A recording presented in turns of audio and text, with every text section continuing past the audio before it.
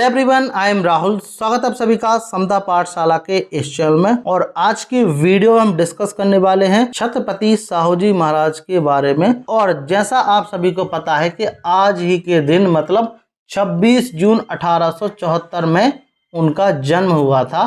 साहू जी महाराज एक सच्चे समाज सुधारक और प्रजातंत्र पर विश्वास करने वाले व्यक्तित्व के धनी थे। और साहू जी महाराज अंग्रेजी शिक्षा का प्रभाव अच्छा खासा पड़ा था। वे वैज्ञानिक सोच को तहजीब देने वाले व्यक्ति के साथ पुराने रीति रिवाज और काल्पनिक बातों को कम ही महत्व देते थे।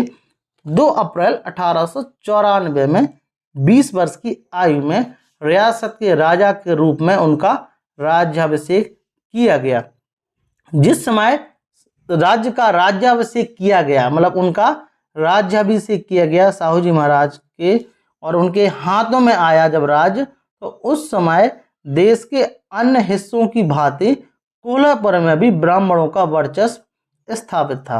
साहू जी महाराज को राज्य की सत्ता संभालने के बाद ब्राह्मणों द्वारा कई बार अपमानित होना पड़ा। चूंकि वे शूद्र थे, इसलिए उनके स्नान के समय भी पंडित वैदिक मंत्रोच्चार न कर पौराणिक मंत्रोच्चार करते थे। इसी के चलते साहू जी महाराज के सहयोगियों ने एक नारायण भट्ट नामक पंडित को यज्ञोपवीत संस्कार करने के लिए राजी किया, तो कोल्हापुर के ब्राह्मणों ने उस पंडित पर कई तरह की कार्रवाई करने की धमकी दे डाली और पाबंदी भी कर डाली। इस घटना के बाद साहू जी महाराज ने जब अपने राज पुरोहित से सलाह ली, तो राज पुरोहितों ने इस दिशा में कुछ बोलना उचित नहीं समझा।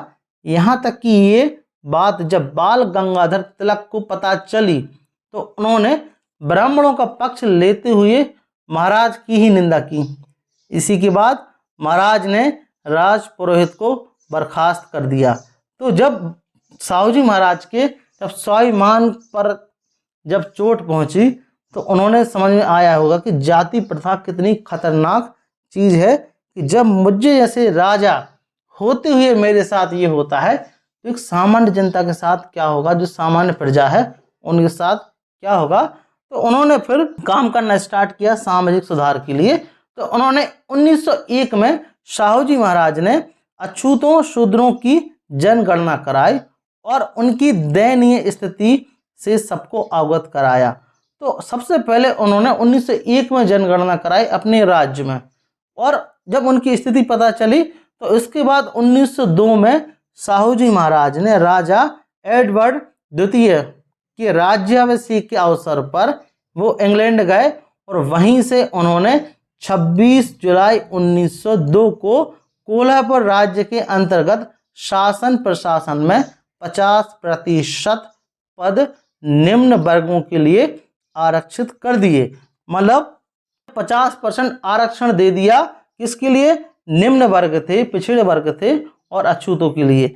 इस आदेश के बाद ब्राह्मणों के बीच अफरा तफरी मच गई। वो घबरा गए जैसे उनके ऊपर बहुत बड़ी गाज गिर गई हो, और क्यों ना गिरेगी, क्योंकि इस आदेश से पहले कोल्हापुर के सामान्य प्रशासन में 71 पदों में से 60 पदों पर ब्राह्मण कुंडली मारकर बैठे हुए थे, और 50 क्लर्क पदों में से 500 क्लर्क पदों में से 490 पदों पर ब्राह्मण ही बैठे हुए थे।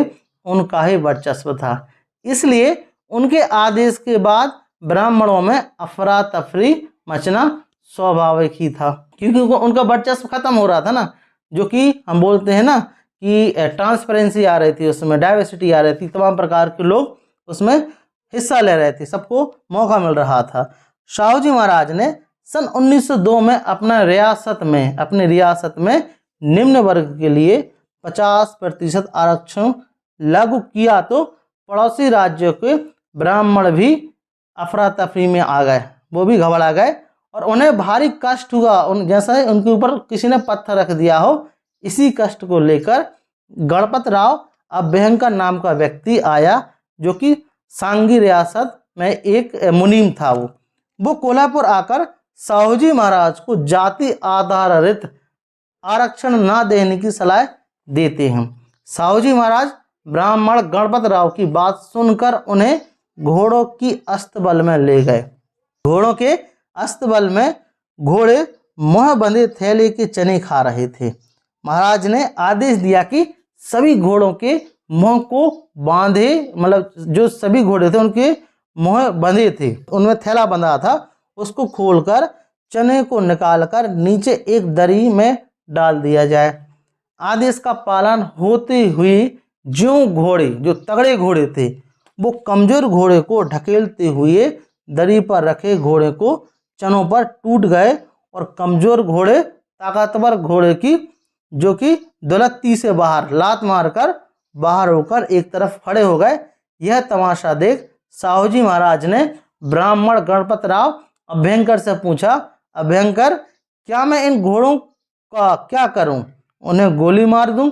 इन सवालों का जवाब अभ्यंकर को देते नहीं बन रहा था। उन्हें समझ नहीं आ रहा था कि साहूजी महाराज को क्या कहें, इसलिए अभ्यंकर वापस अपनी रियासत में जाना उन्होंने उचित समझा।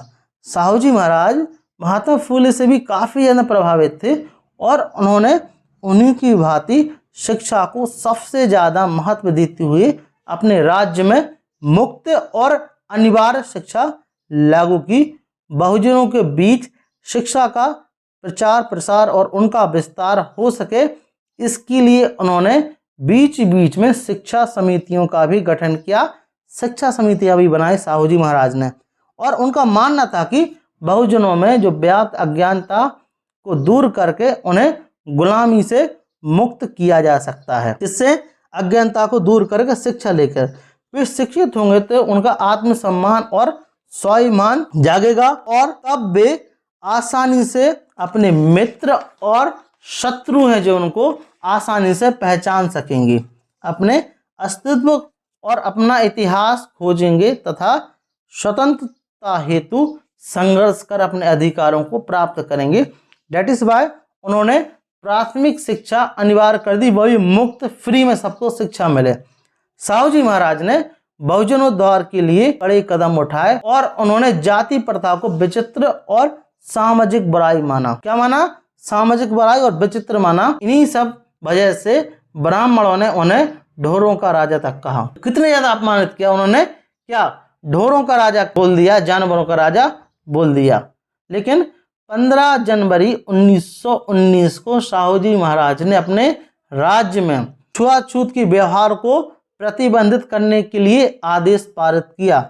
जो अस्पष्टता थी उसको प्रतिबंधित, उसको खत्म करने के लिए आदेश पारित किया। उन्होंने क्या बोला कि सभी सार्वजनिक धर्मशाला, इमारतें, अस्पताल तथा अन्य सार्वजनिक रहने वाले स्थान लाइक स्कूलों, कुओं, तालाबों, नदियों आदि स्थानों पर छुआछूत को अमल में नहीं लाया जाएगा।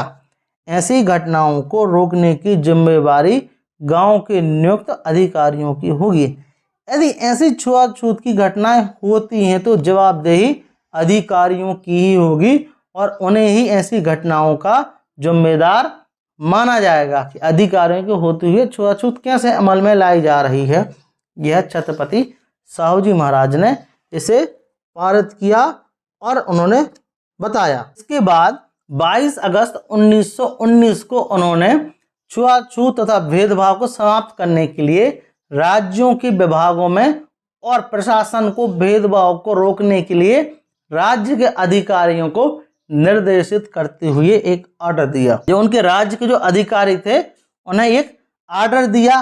क्या ऑर्डर था आइए जानते हैं कि सभी अधिकारी फिर चाहे वे स्वराजस्व के हों या न्याय संबंधी या विभागों की, वे राज्य की नौकरियों में आए अछूतों से भेदभाव नहीं करेंगे, अस्पृश्यों से भेदभाव नहीं करेंगे, उनके साथ समता एवं समानता का व्यवहार करेंगे। जो उन्होंने आरक्षण की व्यवस्था की तो उससे नियुक्ति हुई तो सीधा बोल दिया कि कोई भी उनके साथ छुआछूत का भेदभाव नहीं करेंगे। यदि कोई सरकारी कर्मचारी इस आदेश से नाखुश है तो या आदेश का पालन नहीं करता है तो 6 सप्ताह के भीतर नोटिस देकर अपने पद से इस्तीफा उसे देना पड़ेगा अगर ऐसा नहीं करेगा, और वह कोई भी पेंशन पाने का अधिकारी नहीं होगा। साहू जी महाराज ने बहुजनों के उत्थान के लिए कई ऐसे कदम उठाए और सभी को आदेश दिया कि मनुष्य के साथ मनुष्यता का ही व्यवहार किया जाना चाहिए, पशुता का नहीं। उन्होंने अपने आदेश में 3 मई 1920 को क्या कहा कि बेगारी प्रथा थी, जो वहाँ जो हम बोलते हैं ना बंधुआ मजदूरी, उस पर भी रोक लगा दी और आदेश दिया कि कोई भी सवर्ण उक्त आदेश का पालन नहीं करेगा तो उसकी भरपाई उसके वेतन से की जाएगी, वह उसका वेतन कुर्क मतलब खत्म कर दिया जाएगा और उसे बिना वेतन और बिना पेंशन से दिए बर्खास्त कर दिया जाएगा। साहू जी महाराज को कांग्रेस के गोपाल कृष्ण गोखले तथा गोपाल राव ने शामिल होने के लिए कहा, कांग्रेस में कहा था, किंतु उन्होंने यह कहते हुए मना कर दिया कि कांग्रेस ब्राह्मणों की पार्टी है और जाति प्रथा का विश्वास करती है, उसमें शामिल होने से कोई लाभ नहीं है।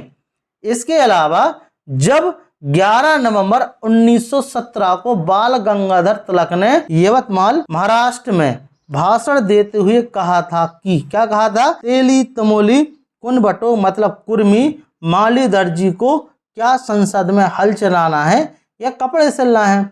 बहुजनों को अपना परंपरागत पेशा नहीं छोड़ना चाहिए, उन्हें मैट्रिक या हायर सेकेंडरी शिक्षा प्राप्त नहीं करनी चाहिए। अपनी प्राथमिक शिक्षा प्राप्त करने के बाद उन्हें चमड़े का काम करना चाहिए, कुम्हार का काम करना चाहिए, मटके का काम करना चाहिए। चमड़े का काम करो, कुम्हार को मटके का काम करना चाहिए। साहू जी महाराज ने 15 अप्रैल 1920 को नासिक में तिलक की कड़ी आलोचना करते हुए कहा था, क्या कहा था उन्होंने कि तिलक को इस तरह के शब्दों का प्रयोग करते हुए शर्म आनी चाहिए।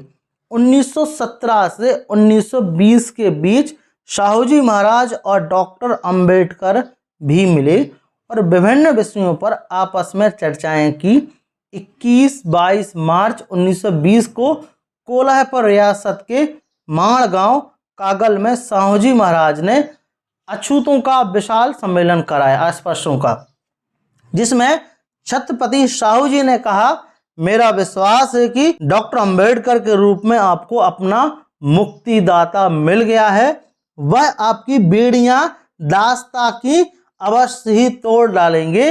यही नहीं, मेरा अंतःकरण करता है कि एक समय आएगा जब डॉक्टर अंबेडकर अखिल भारतीय प्रसिद्ध और प्रभाव वाले एक अग्रणी स्तर के नेता के रूप में चमकेंगे। 30 और 31 मई तथा 1 जून 1920 को नागपुर में आयोजित त्रिदिवसीय सम्मेलन में साहू जी महाराज ने अपने भाषण में कहा था कि किसी भी मनुष्य के लिए अस्पष्ट शब्द निंदनीय है, सभी के लिए शब्द प्रयोग में आता है, यह भ्रांति है। दरअसल आप हिंदी राष्ट्र से ज्यादा बुद्धिमान मतलब भारत से ज्यादा बुद्धिमान, ज्यादा पराक्रमी, ज्यादा सुविचारी तथा ज्यादा स्वार्थ त्यागी के घटक हो। कुछ लोगों ने बनावटी तथा स्वार्थवश ऊंच नीच की भावना पैदा करके धर्म को ही नीचे गिराया और अपने ही बंधुओं को पशुवत बनाया।